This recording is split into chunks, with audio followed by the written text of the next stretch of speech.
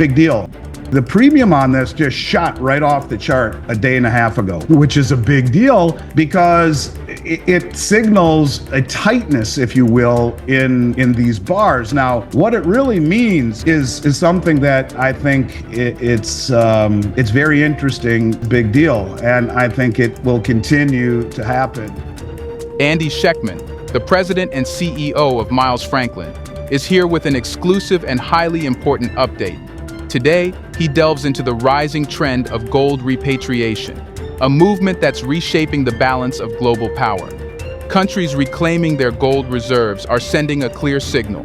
Economic influence is shifting away from the West. But what does this mean for the future of global financial systems? Andy unpacks the profound implications of this acceleration and reveals why it's critical to understand these changes now more than ever. Stay tuned for insights that could redefine how you see the world of finance. The amount of purchasing that we are seeing, it's probably why we've seen the bullion banks start to cover. I think they realize that the purchasing is not ending. When we saw Trump win the election, there was a euphoria, and rightfully so, as we've talked about for many reasons.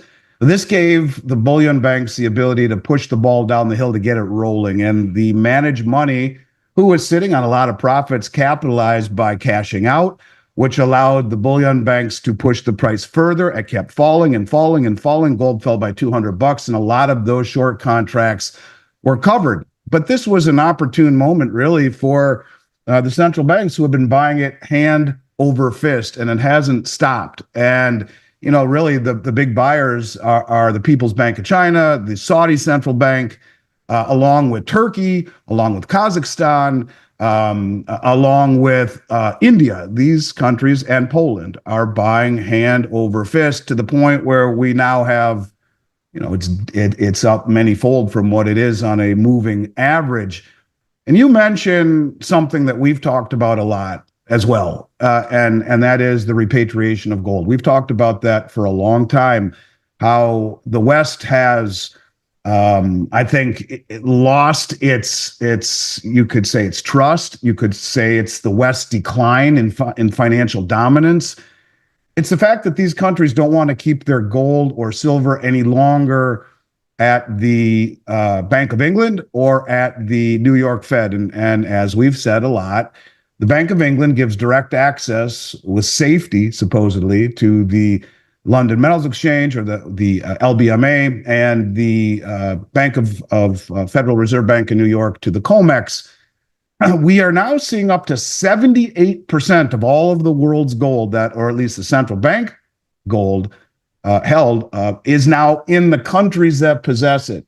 So in other words, another way of saying that is that 22%, that's it, 22% of central bank gold is held in these locations to give direct access to the COMEX and the LBMA. So, 1 out of every 4 ounces, the rest has been repatriated. This is a big deal.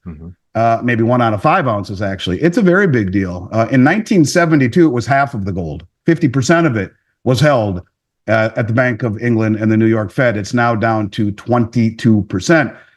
It's a big deal. And it really, I think, goes to show that these countries are no longer trusting that we will even repatriate or return their gold, rather, just like what happened to Venezuela.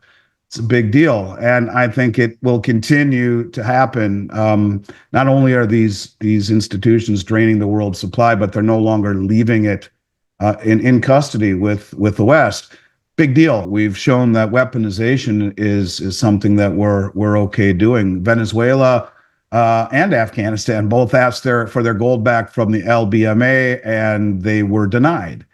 And so when you see, for example, the People's Bank of China buying huge amounts of gold from the LBMA, they're immediately repatriating it so that they too are not going to be or risk being denied access to their reserves.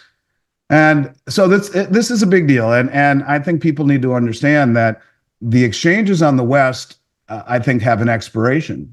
You're seeing the cumulative volume of the Shanghai Metals Exchange and the Shanghai Futures Exchange has overtaken that of the COMEX, rendering it the number 2 most frequently and actively traded market in the world. We are hearing rumblings, of course, of the BRICS building their own metals exchange. And I do believe that is exactly what is in the cards. These countries have been using our suppression, our naked shorting, which we're going to talk about in a moment, which is as dumb as a mud wall, against us, and standing for delivery and repatriating the metal. And this is something that I don't think will change. I think they'll continue to do it.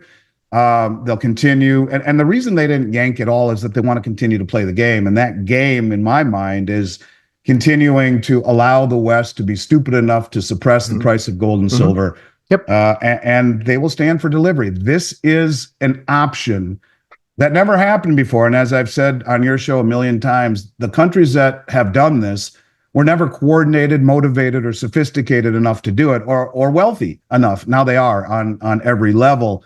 And it ultimately will bleed the system dry. And they have to do it in a very methodical manner in order not only to get the most that they can squeeze out of the system, but also for the system not to just immediately break. The COMEX would break immediately and would go force majeure and would be cash settled. Instead, they have been using something called exchange for physical, which is where you buy a contract in the West and have it delivered in places like London, in places like even Hong Kong, where there is a contract, a COMEX contract delivers to Brinks Hong Kong, where then it is picked up by a Brinks truck and delivered to the Shanghai Metals Exchange. And it's ironic that most of the gold that is delivered off the COMEX is part of their mini contract kilo bar form, which is what is traded primarily in China. In fact, when the 400-ounce good delivery bars are bought off of the LBMA, they are immediately refined into and melted down and refined into kilo bars just to erase all trace of them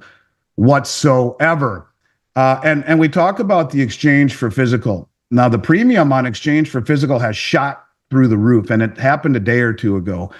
And everyone only thinks of exchange for physical going from west to east, but oftentimes when you have these naked short positions on COMEX and there is a delivery, there will be exchange for physical coming back to the West, coming from, let's just say, London, and to be able to make good on deliveries. And the premium on this just shot right off the chart a day and a half ago, which is a big deal because it signals a tightness, if you will, in these bars. Now, what it really means is something that I think it's very interesting going forward with the Trump administration. And what's going on with the premiums and the futures price in gold today was up by over $60 an ounce, or 2% above the New York or the London spot.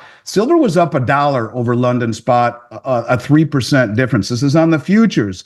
And the reason that this is happening is that there has been rumor that Trump is going to put tariffs on precious metals that are coming into the country.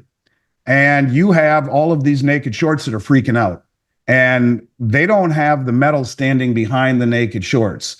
So they have to get it now, close out their shorts and cover now and bring the metal home from London before the inauguration, because this is a preemptive risk hedging, I guess you could say, with these banks that are, I think, facing existential threat on something like a massive short squeeze. Well, this is how it happens. Thank you for watching. If this video gave you valuable insights, don't forget to like, share, and subscribe. It helps us bring you more content that matters. Stay ahead of the curve, stay informed, and we'll see you in the next one.